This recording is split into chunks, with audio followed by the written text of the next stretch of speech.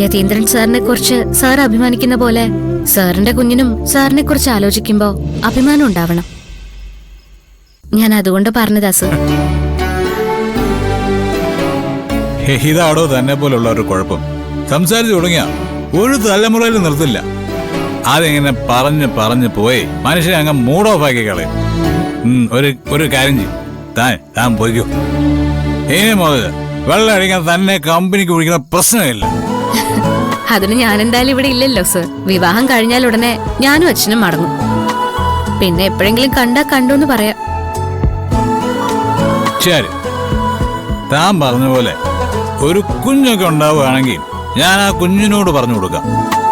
ജീവിതത്തിനെ കുറിച്ച് നല്ല അറിവുള്ള ഒരാള് അച്ഛന്റെ സുഹൃത്തായിട്ടുണ്ടെന്ന്. പറ്റിയ ഞാൻ തന്നെ കൊണ്ടുവന്ന് കാണിക്കുകയും ചെയ്യും. താനതിനെ ഉപദേശിച്ചോ? വേണ്ട സർ, അത്ര വലുപ്പമൊന്നും എനിക്കില്ല സർ. ആ, നാളെ മണ്ഡപത്തിലേക്ക് കൊണ്ടുപോകാൻ കുറെ സാധനങ്ങളൊക്കെ എടുത്തു വെക്കണം. ഞാൻ പോവാ. യാമിനി, ഒരു തവണെങ്കിലും നേരെ ചൊവ്വേന്റെ പേരൊന്ന് പറയൂ സർ. നന്ദിനി. ഓ, ഇനി പറഞ്ഞോളാം. ഇപ്പൊ എന്തായാലും ഗുഡ് നൈറ്റ്. ശരി.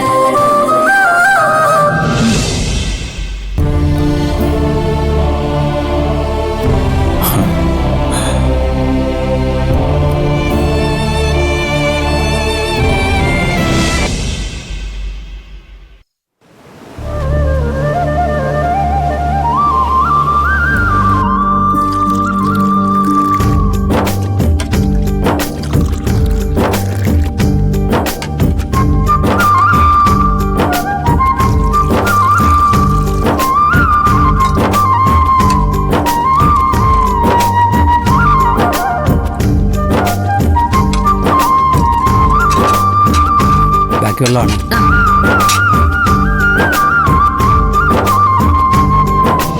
പെൺകുട്ടിയുടെ അച്ഛൻ മുൻ മന്ത്രി ആയിരുന്നതുകൊണ്ട് മന്ത്രിമാരൊക്കെ ഉണ്ടാവും അല്ലേ പത്മ? മന്ത്രിമാര് മാത്രമല്ല, ഉന്നത ഉദ്യോഗസ്ഥരൊക്കെ ഒരുപാട് പേരുണ്ടാവും. ചിലവര് റിസപ്ഷന് വരും, ചിലവര് വിവാഹത്തിന്റെ അന്നെത്തും. ഇത്രയും വലിയൊരു ബന്ധം ഉണ്ടാവുന്നതോടെ പത്മ ഇനി പിടിച്ചാൽ കിട്ടില്ല. അല്ലെങ്കിൽ തന്നെ നമ്മുടെ കൂട്ടത്തിലെ ഏറ്റവും ഉയർന്ന പൊസിഷനിലുള്ളത് പത്മയുടെ കുടുംബമാണ്. എന്റെ മകന് നല്ലൊരു പെൺകുട്ടി വേണമെന്ന് മാത്രമേ ഞാൻ കരുതിയിട്ടുള്ളൂ. അല്ലാതെ അതിൽ ലാഭനഷ്ടമൊന്നും കണക്ക് കൂട്ടിയിട്ടില്ല. സാധാരണ പറയാറുള്ള ഒരു കാര്യമുണ്ടല്ലോ, വിവാഹം നമ്മളല്ല തീരുമാനിക്കുന്നത്, ആർക്കൊക്കെ ആരാണ് വിധിക്കപ്പെട്ടതെന്ന് മുകളിൽ ഒരാൾ എഴുതി വെച്ചിട്ടുണ്ടല്ലോ, അതനുസരിച്ചല്ലേ കാര്യങ്ങൾ നടക്കൂ.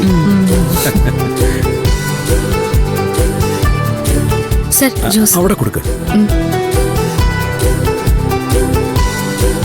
നന്ദിനി, മണ്ഡപത്തിലേക്ക് കൊണ്ടുപോകാനുള്ള സാധനങ്ങളൊക്കെ എടുത്തു വെച്ചോ? നീ വെച്ചു മാഡം. ഒന്നും മറന്നുപോയില്ലേ? അവിടെ ചെന്നതിന് ശേഷം അത് മറന്നു ഇത് മറന്നു എന്നും പറഞ്ഞ് ഇങ്ങോട്ട് വീണ്ടും വരേണ്ടി വരരുത്. ഇല്ല, എല്ലാം എടുത്തു വെച്ചിട്ടോ. ഓ ശരി. അങ്ങനെ എന്തൊക്കെ കാര്യങ്ങൾ നോക്കണം. ആ വിജയ്, നിക്ക്. ആ പിന്നെ മണ്ഡപത്തിലെ പൂജയ്ക്കുള്ള എല്ലാ സാധനങ്ങളും എടുത്തു വെച്ചിട്ടുണ്ടോ? ഈ ചാർട്ട് വെച്ച് എല്ലാം ഒത്തുനോക്കി ആന്റി, പക്ഷെ ഒരു കുഴപ്പം. എന്താ അത്? ഇതിൽ എഴുതിയിരിക്കുന്ന ഒരു സാധനം വാങ്ങിക്കാൻ പോയവർക്ക് മനസ്സിലായില്ല, എനിക്കും ഒരു പിടിയും കിട്ടുന്നില്ല. അതെന്താ അങ്ങനെ ഒരു സംഭവം? ദേ അങ്കിൾ, എഴുതിയിരിക്കുന്നത് കണ്ടോ? അത്തിയുടെ പൊടി, ഇത്തിയുടെ പൊടി, അരയാലിന്റെ പൊടി, പേരാലിന്റെ പൊടി. ഇതൊക്കെ എവിടെന്നാ കിട്ടുക? അരയാലും പേരാലും ഒക്കെ കേട്ടിട്ടുണ്ട്, പക്ഷേ ഈ അത്തി ഇത്തിയൊക്കെ എവിടെയാ ഉള്ളത് എന്ന് പറഞ്ഞാൽ എങ്ങനെയാ? ചാർട്ടിലുള്ള സാധനങ്ങൾ മുഴുവൻ മണ്ഡപത്തിലേക്ക് എത്തിച്ചാലല്ലേ പറ്റൂ. ഒരു കാര്യം ചെയ്യേ, ആ പൂജാരിയുടെ പരികർമ്മി ഒന്ന് വിളിക്ക്. എന്താ ഉദ്ദേശിച്ചിരിക്കുന്നതെന്ന് വ്യക്തമായിട്ട് ചോദിക്കാമല്ലോ. അല്ലെങ്കിൽ അവരോട് തന്നെ സംഘടിപ്പിക്കാൻ പറയാം. അതിന്റെ ഒന്നും ആവശ്യമില്ല സർ.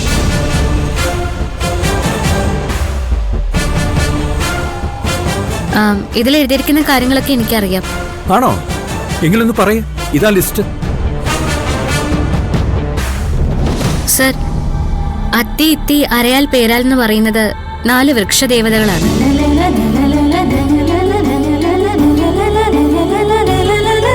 ഈ ഭൂമിയുടെ സന്തുലിതാവസ്ഥ നിലനിർത്താൻ വേണ്ടി ഈ 4 പാമരങ്ങളെ ദേവതകൾ നിശ്ചയിച്ചിട്ടുണ്ടെന്നാണ് പറയുന്നത്.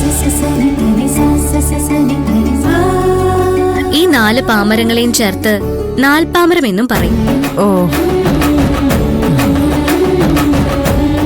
നാൽപ്പാമരത്തിന് പൂജകളിൽ പ്രത്യേകം സ്ഥാനം വന്നത് അതുകൊണ്ടാ. പൂജാ സാധനങ്ങൾ വിൽക്കുന്ന കടയിൽ ചെന്ന് കുറച്ച് നാൽപ്പാമരപ്പൊടി വാങ്ങിയാൽ മതി. അതിൽ 4 ഉണ്ടാവും. അത് ശരി. ചാർത്ത് എഴുതിയപ്പോ പൂജാരി ഒന്ന് വിശദീകരിച്ച് എഴുതിയെന്നേ ഉള്ളൂ. നാൽപ്പാമരപ്പൊടിയാ വേണ്ടത്.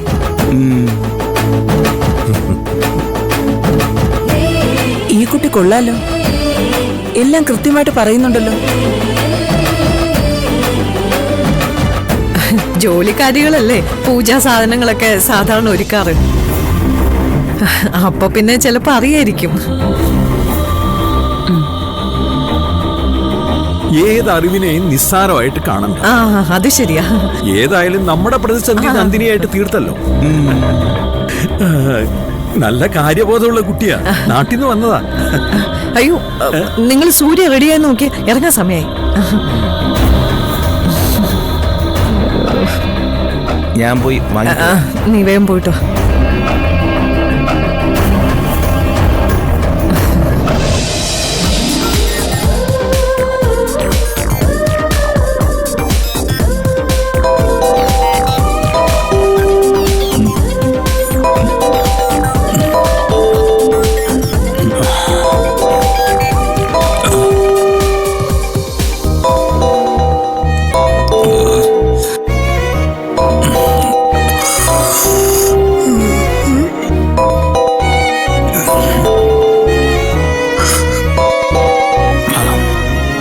ഹലോ.